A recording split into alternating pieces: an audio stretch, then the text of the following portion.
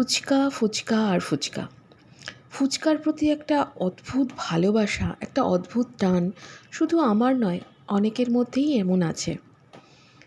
সে সমতলের ফুচকা হোক আর পাহাড়ি ফুচকা। তাই পাহাড়ে গিয়েও ফুচকা খেতে ছাড়িনি। আমরা গ্যাংটক বেড়াতে গিয়ে সেখানে পাহাড়ি ফুচকা ট্রাই করলাম। এক অদ্ভুত অনুভূতি, অদ্ভুত টেস্ট।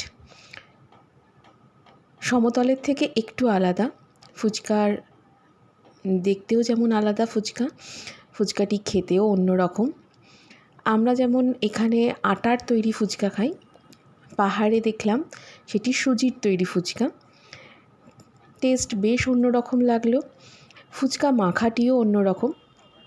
কারণ সমতলে আমরা যেমন নিরামিষভাবে আমাদের মাখা হয়, পাহাড়ে দেখলাম পেঁয়াজ দিয়ে সেটাকে মাখা হয়েছে, কিন্তু খেতে বেশ সুন্দর লাগছে, খুব সুস্বাদু। আমরা তিনজনে মিলে ভীষণভাবে ফুচকা এনজয় করলাম।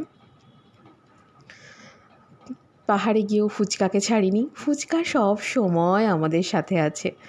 মানে ফুচকা প্রিয় বাঙালি যাকে বলে, সেটা হচ্ছে আমি এবং আমার পরিবার। ফুচকাতে আমরা সব সময় মজে আছি। সেই সমতলে হোক, পাহাড়ে হোক, যেখানেই হোক, ফুচকা প্রিয় ফ্যামিলি হচ্ছি আমরা।